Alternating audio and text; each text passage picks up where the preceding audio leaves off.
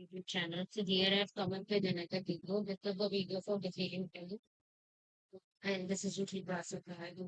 And this is basically part two of the resilience trust. Where in the previous videos, the defeated time and been about the entropy. Now I'm going to discuss about this inequality and information gains. So we come to this. Guinea purity. First of all, we'll see about guinea purity. Guinea purity is also, जैसे कि हमने देखा था last video में, like as you seen in the last video, entropy is the measure to check that whether my node is being put or not and whether it is a pure state or impure state. So guinea impurity भी वही करता है. It is also used to check the purity of the state or whether it is a leak or not. So both are the ways to calculate the measure the same thing. बाद में अभी हम देखेंगे. एक आपको point बता देते हैं डिफरेंस का. गिनी इम्प्योरिटी हम लार्ज डेटा सेट में यूज करते हैं और एंट्रोपी हम स्मॉल डेटा सेट में यूज करते हैं. ये रीजन बताऊंगी. First let us see what is Gini impurity. Gini impurity और एंट्रोपी. गिनी इम्प्योरिटी का फॉर्मूला क्या है? G of I is equals to 1 minus summation of I is equals to 1 to n T of square. Okay, so ये क्या होगा मेरा? 1 minus probability of positive का square plus probability of negative का square. ठीक है, तो यहाँ से मेरा ये क्या आ जाएगा? 1 माइनस. अब जैसे कि फॉर एग्जांपल इसमें मैं अपने नोड को ऐसे मानू. वो किसी भी नोड के लिए हम चेक करते हैं ना. गिनी इंडेक्स, गिनी इम्प्योरिटी या फिर इंडेक्स 3/3. ठीक है. So let's say we have a node like this. तो इसमें मैं मेरा गिनी इम्प्योरिटी क्या आएगा? सो ये हमें ऑब्जर्वेशन से पता चल रहा है कि इम्प्योर है, सबसे ज्यादा इम्प्योर नोड है. तो उसके लिए मेरी एंट्रोपी क्या आएगी? 1. तो देखते हैं कि गिनी इंडेक्स क्या है. तो उससे हमें पता चल जाएगा कि गिनी इंडेक्स की मैक्सिमम वैल्यू क्या हो सकती है. 3/6 whole square plus 3/6 whole square, यही आएगी. तो ये कैलकुलेट करके क्या आ जाएगा? 1 माइनस 1/4 प्लस 1/4. सो क्या आ जाएगा मेरा? 1 माइनस 2/4 विच इज 1/2 यानी कि 0.5. गिनी इंडेक्सिंग, गिनी इम्प्योरिटी मेरा इम्प्योरेस्ट नोड के लिए क्या गिनी इम्प्योरिटी है? ये इम्प्योरेस्ट नोड है तो पता है ना, बिकॉज इसमें इक्वल नंबर ऑफ एयर्स है. कितने नंबर? ये हम बाय ऑब्जर्वेशन बता सकते हैं फॉर्मूला का बिना ही. 0.5 आई. ठीक है. ऐसे ही अगर हमारे पास प्योर स्प्लिट हो फॉर एग्जाम्पल. सो अभी हमने ये देख लिया. अब हम लेट से भी हैव अ प्योर स्प्लिट. ठीक है. प्योर स्प्लिट मतलब क्या होता है? या तो ये सारे यस हो या सारे नो है, या फिर ये तो बाय ऑब्जर्वेशन भी आप पता लगा सकते हैं. ये फॉर्मूला में कहीं लिखा रहते थे. Let me just erase all this.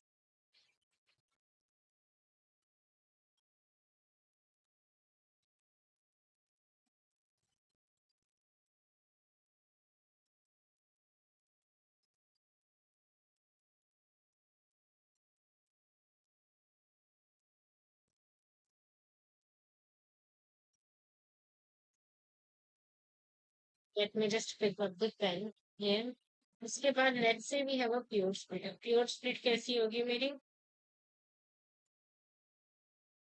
इसमें इधर सारे यस होंगे या फिर सारे नो होंगे. तो यहाँ पे क्या होगा मेरा?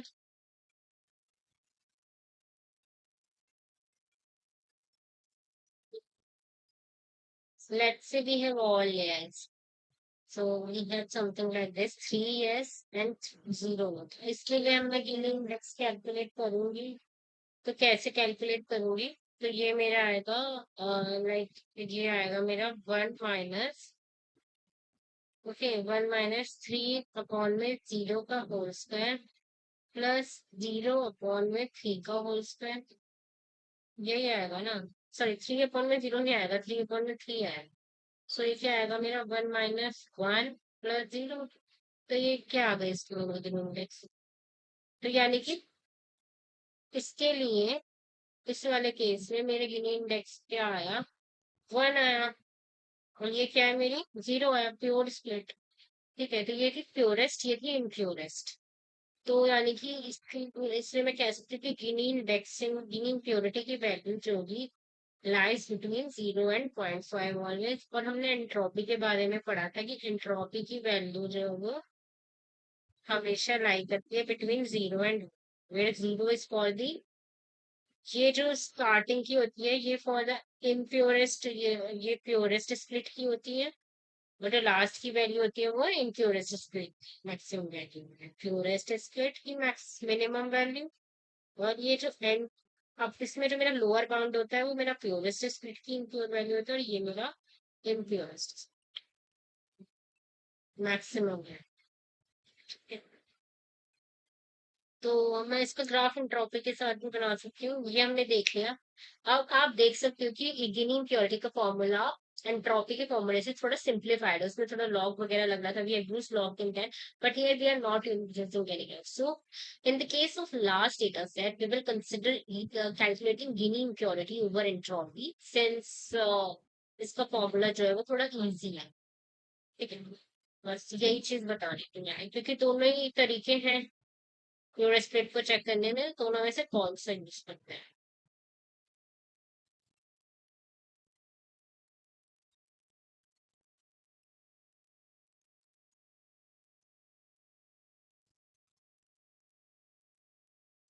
ठीक है,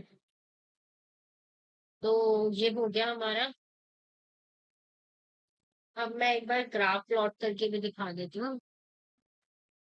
ये एक बहुत इंपॉर्टेंट इंटरव्यू क्वेश्चन है कि गिव नेम करेगी की वैल्यू कहाँ से कहाँ तक हो सकते हैं, और एंट्रोपी।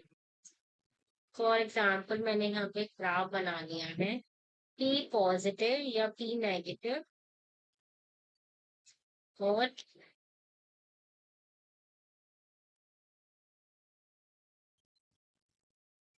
एच ऑफ एफ के बीच में। तो ये क्या आएगा मेरा 0.5 और ये मेरा 1। ठीक है, तो ये जो एंट्रोपी की लाइन है वो मेरी यहाँ से यहाँ आ जाएगी। ठीक है, 0 से 1, ये जो मेरे ऊपर वाली आएगी ये मेरी एंट्रोपी की है, because entropy the value of entropy can very from 0 to 1। और इसका ग्राफ बनेगा कुछ ऐसे। ये जो सेकंड वाला बना है ये मेरा गिनी इम्प्योरिटी है। Okay, or in the case of large data set, we use Gini impurity. And in the case of small data set, we use Gini impurity. कहाँ use होता है? In the case of large data sets. ठीक है, and in the case entropy कहाँ use होती है मेरी? Entropy कहाँ use होती है मेरी? In the case of small data sets.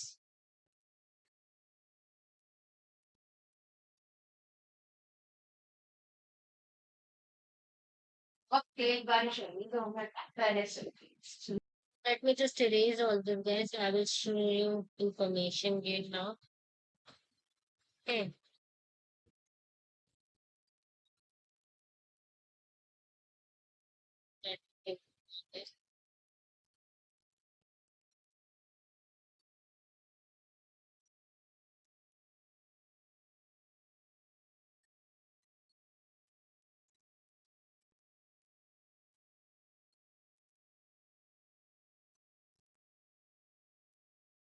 तो दिख ही नहीं रहा है। मैंने पहले भी बताया था आपको कि हम इंफॉर्मेशन गेन कैलकुलेट करते हैं, फीचर सिलेक्शन के लिए यूज होता है information gain.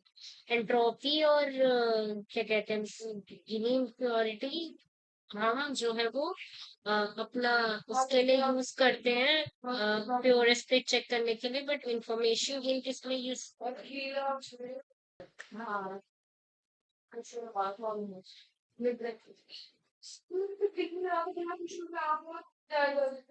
is used to feature selection that we know. So, for example, हम डायरेक्टली नहीं बता सकते कि क्या मैं F1 से स्टार्ट करूँ स्प्लिट या F2 से स्टार्ट करूँ। ठीक है, तो इस चीज के लिए हम फीचर सिलेक्शन करें। Let's say we have two splits like F1 which is splitting into further C1 and C2. And then we have F2, which is splitting into C3 and C4. सो हम डायरेक्टली देख के नहीं बता सकते कि मैं F1 से स्टार्ट करूंगी या F2 से स्टार्ट करूंगी, तो इसी के लिए मेरा इंफॉर्मेशन गेन जो है वो इंट्रोड्यूस हुआ है। इसका फॉर्मूला क्या है मेरा, गेन ऑफ, ऐसे ये दोनों के लिए कैलकुलेट करते हैं, गेन ऑफ S(f(1) कैलकुलेट करेंगे और गेन ऑफ S(f(2) भी calculate. Higher the information gain better the split. पहले ही बता रहा हूँ मैं आपको, हायर द इंफॉर्मेशन गेन मतलब इनमें से जिसका भी ज्यादा आएगा उसकी स्प्लिट जो है वो बेटर होगी। Higher the information gain better the split और feature information, sorry, better the split और फ्यूचर और दैट फ्यूचर दैट, जितना ज्यादा मेरा इंफॉर्मेशन गेन हाई होगा उतना ज्यादा होगा मेरा। आपको गेन ऑफ S(f(1) का कॉम्प्लिकेटेड फॉर्मूला बता सकते हैं, पर मैं आपको सिंपल फॉर्मूला बता रही हूँ। इसमें क्या फॉर्मूला होता है, जैसे H(f(1) निकालेंगे मतलब एंट्रोपी ऑफ रूट नोड निकालते हैं, माइनस में उसके जितने स्प्लिट्स होंगे वैसे, जैसे number of sample in C1 वो क्या है मेरे 6 + 2 8 डिवाइडेड बाई 9 + 4 5 15 आ जाएगा। उसके बाद मैं क्या करूंगी, इसकी एंट्रोपी अलग से कैलकुलेट करूंगी C1 की, वो आ जाएगा, plus number of sample in C2, number of sample in C2 is what, 3 + 3 6 divided by 14 into H of C2। तो ऐसे करके हम इंफॉर्मेशन गेन कैलकुलेट करते हैं। ठीक है, अब जरा इसको कैलकुलेट करते हैं। सिमिलरली S(f(2) भी कैलकुलेट करेंगे, और जितना जिसका ज्यादा इंफॉर्मेशन गेन होगा वो ही मेरी बेटर स्प्लिट मानी जाएगी। यही है इसमें चीज। अब मैं थोड़ी सी कैलकुलेशन देखती हूँ तो इसमें आपको फिर आपको थोड़ा क्लियर हो जाएगा। जैसे कि H ऑफ मेरे को F1 कैलकुलेट करना है, तो वो क्या आएगा मेरा, H(f(1) फॉर्मूले में पुट करेंगे ना, जैसे नॉर्मल एंट्रोपी का फॉर्मूला हमने देखा ही था, -9/14 into log into base 2 divided by 9/14 minus 5/14 into log base 2 divided by 5/14। तो ये सॉल्व करके मेरा क्या आ जाएगा, अप्रोक्सीमेटली इक्वल्स टू 0.94 आया, दैट्स सपोज। ठीक है, अब हम निकालेंगे H(c1) भी, यही सब चीजें निकालनी है। H(c1) क्या आएगा मेरा, 6/8 -6/8 sorry into log base 2। Formula मैं आपको बस पुट करके दिखा रही हूँ, ये मैं ना भी करूँ तो चल जाएगा बिकॉज मैंने सारी चीज एक्सप्लेन करी दी है आपको। 2/8 into log base 2 divided by 2/8। ठीक है ना, तो ये क्या आ जाएगा मेरा, अप्रोक्सीमेटली इक्वल्स टू 0.81 आ जाएगा। ठीक है ना, ऐसे ही मैं निकालूंगी H(c2) कैलकुलेट करूंगी, ऐसे ही मैं H(c2) कैलकुलेट करूंगी,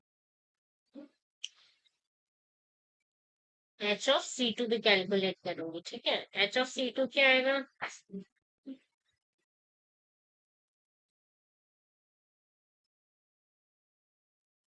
तो कैलकुलेट करूंगी तो वो क्या आएगा,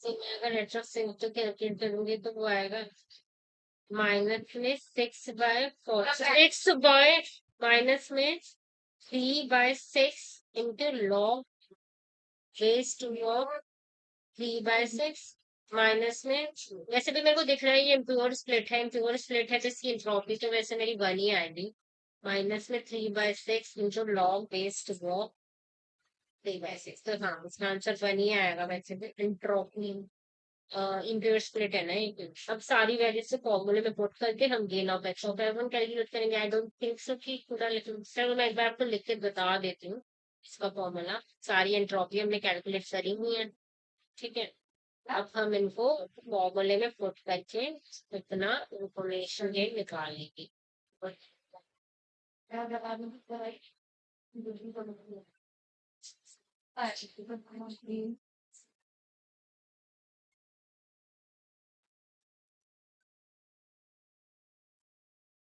सो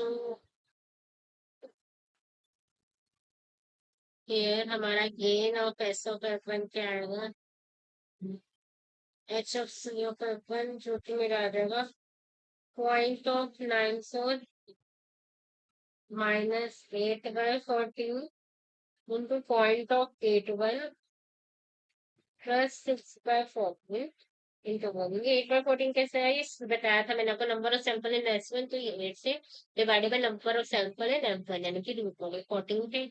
ऐसे number of sample in C2, ये क्या थे मेरे, 3 और 3 6, और number of sample in F1 ये क्या है मेरे 14। तो यहाँ से आई एंट्रोपी, हमने कैलकुलेट सब कर ही ली थी, तो ये अप्रोक्सीमेटली आ गया मेरा, let's suppose 0.049। And let's suppose हमने गेन ऑफ एस ऑफ 2 भी इस फॉर्मूले से कैलकुलेट कर लिया, उसकी वैल्यू मेरी कुछ ऐसे आ गई 0.05। तो मैंने आपको बताया था कि higher the information gain better the status, तो इसमें ज्यादा इंफॉर्मेशन गेन किसका आ रहा है, इसका। So this is the best feature. Okay, so that is all for today, guys. Now we'll meet in another video, another session. Until then, goodbye. Please do hit the like button. Please share the video as much as possible. And please do subscribe to my channel. Thanks.